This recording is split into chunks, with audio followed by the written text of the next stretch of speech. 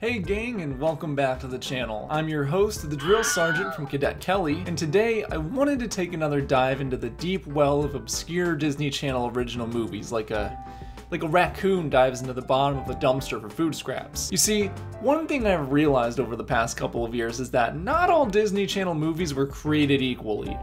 At all. You've got your classic movies that everyone knows, you know, your high school musicals, your camp rocks, but then you have Life is Rough starring Cory from Cory in the House, greatest anime of all time. Not such a great movie though, you know? Today's subject is 2006's Read It and Weep, a film longtime viewers of my channel should already be pretty hype about, because it stars not only the main actress from Stuck in the Suburbs, but also her younger sibling. Will this movie top the cinematic heights of Stuck in the Suburbs? Probably not. There's no Jordan Cahill in this one. But we can certainly hope.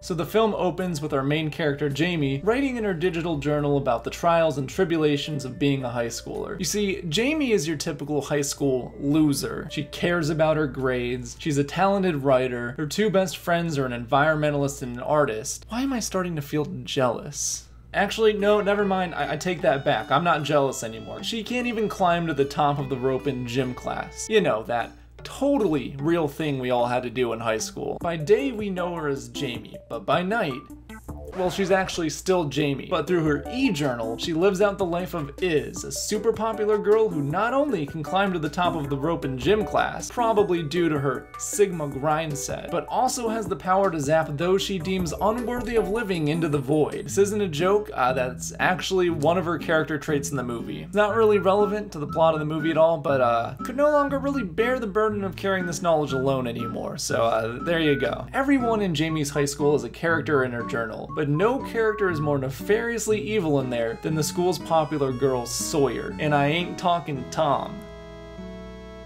Did I just say... Rounding out our main cast is my boy Connor, who clearly is destined to be with Jamie. They're both writers, they both have blonde hair, they both...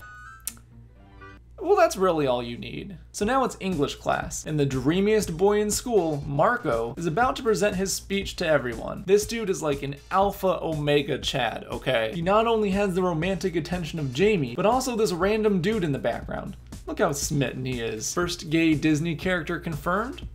I'll leave it up to you guys. Continually makes me smile. I have to wonder, does she see me or just my mask? Oh God. I think we might have stumbled upon one of Dream's speeches. But let's just move on to Ralph's Pizza Shack. Yeah, that's right. Jamie's family owns a pizza shack. Deal with it. I absolutely love the dad in this movie. He's like this goofy sitcom dad who's just making these wacky pizzas the whole movie that nobody seems to like. Liver and onion pizza. Ralph gets slept on this whole film, okay? He doesn't deserve the hate he gets for his pizzas. I'm trying to appeal to a wider audience, a more discerning palate. I don't care what you say. No pizza can be that bad that it's causing your customers to run out of the restaurant screaming in terror, okay? So the plot of the movie, like, actually kicks off for real when the girls are preparing to submit their essays for a school contest, the winner of which will get posted in the Education Times, which is apparently a pretty big deal, despite sounding like the name of a school newspaper. A couple of wacky printing mishaps leads to Jamie needing to send the essay to her friend to print, but little did she know she accidentally sent the entirety of her private journal in. How zany! I'm sure that won't go wrong at all. So now it's 1 month later and we find out that Jamie's private journal has won the contest, and wow did my previous statement from a few seconds ago age really badly. For some reason in that entire month, her friend just didn't realize what she had done at all. Oh, come on, you must be excited. You practically wrote a novel. What are you talking about?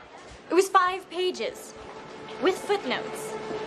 Uh-oh. This diary's got doodles all over it. It's clearly not a Times New Roman 12-point essay, okay? I'm nitpicking here, but what doesn't need nitpicking is the absurdity of the rest of this plot. Jamie's journal is literally like the biggest topic of discussion in school for some reason. Everyone's reading it, the populars, the other students, I don't know if there's more categories. This gets so out of hand that her mom convinces her to turn in the rest of her journals, her private journals, may I remind you, into a book, and it becomes a national bestseller, unironically.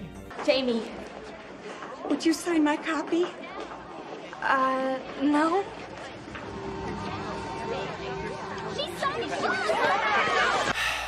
Hate to see somebody else living my dream. So now Jamie's famous, much to the chagrin of every small struggling YouTuber ever. And that fame is even bleeding over into the pizza shop, where Ralph is just rolling in the dough. What can I say? We love to see a king thriving. Speaking of kings, our boy Connor is planning on asking Jamie to the upcoming school dance, which is unfortunate because I think he forgot he's going to school with Marco, you know, the Alpha Omega Chad. You ever try to compete with one of those? You can't, you just can't. Jamie, meanwhile, has garnered so much clout that she's even scored a handler and a makeup team. And again, all of this fame is warranted by her private journal, written by a 15-year-old. May I remind you? It seriously can't be that good. I refuse to believe it's that good. This next part of the movie really highlights how much of a dick Jamie has become since stumbling into her newfound fame. She decides to sign herself and her friends up for the dance decoration committee, despite the fact she's literally about to leave on a nationwide interview tour. I bet you can't guess what happens next.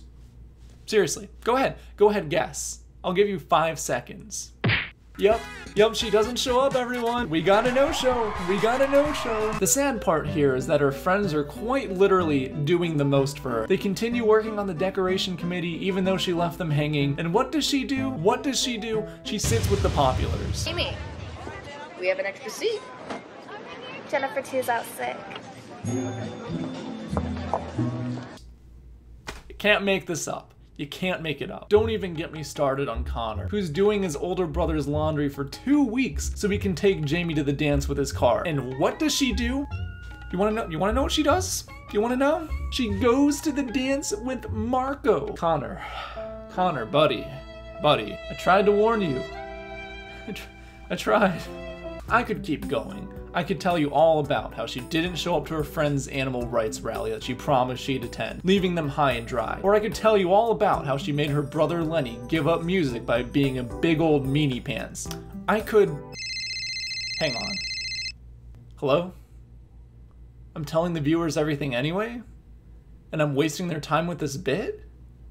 And you want me to stop repeating everything I say back to you? So at this point in the movie, Jamie has completely transformed into a famous asshole, a fate that also awaits me as soon as I hit 1,000 subscribers. But unfortunately for her, this is the point in the film where her empire begins to crumble. Jamie goes on another interview tour for, again, may I remind you, publishing her private journal that she wrote as a 15-year-old, and this results in one of the most awkward scenes I think I've ever seen in a movie. Well, we object to the word children because it relates to everyone. We? I mean me. And that's what scares me the most. I'm sorry, what scares you? Oh, nothing. But she isn't. Am I isn't. Is she? Am I is? Everyone has a little bit of is in them, and every school has a Sawyer. I'm sorry, who's Sawyer? I thought the evil villain's name was Myrna. Uh-oh. Wait, I didn't say Sawyer. I said Myrna, right? No, you said Sawyer. We have it on tape. Oh, that's rough to watch no matter how old you are. Oh, fuck. So this one interview essentially sends Jamie's life down the gutter, because apparently spilling that the characters in your book are all caricatures of your classmates on national television isn't a very smart thing to do. She's facing angry mobs at school, her friends have abandoned her, and her book signing at the pizza shop sold 0 copies. Here, let me wipe my tears with some money from Jamie's, large fortune. I don't give a shit. The next day at school, Jamie finds a review in the paper defending her. A review written by our golden boy, Connor, who at this point in the film may just very well be the ultimate simp. And I ain't talking squirrels in my pants. To make matters worse, she thinks Marco wrote it. You know, the guy with the dream poem. Does she see me? Or just my mask? So now comes that point that I reach every time I do a movie review, where I just kind of skip ahead to the end because I've kind of just exposited all the plot you need to know to get to the climax. Sorry, I don't feel like talking about this anymore. So flash forward a few very, very exciting scenes. Trust me, you're missing a lot. I'm jipping you, actually. And now Jamie and Marco have arrived at the school dance, which, by the way, I think has some of the worst dance music I've ever heard in a school dance scene in a movie or a TV show or anything.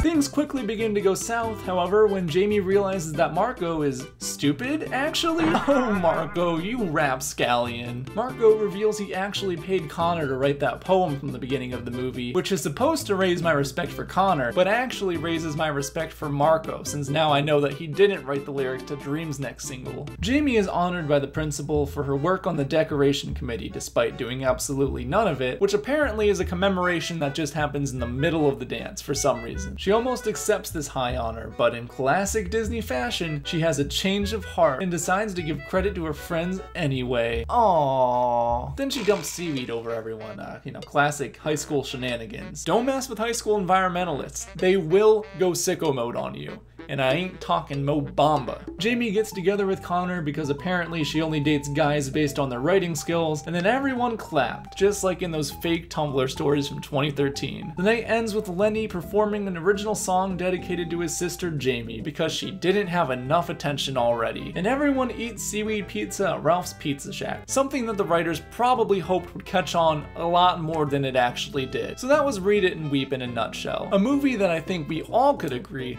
would be a little bit better if it had just a sprinkle of Jordan Cahill in there. But since he's not in this one, I'm gonna have to give this a 0 out of 10. That's right, I rank movies now. Well, now that I've finished roasting a children's movie, I can move on to number 2 on my itinerary for today. I am such a good person.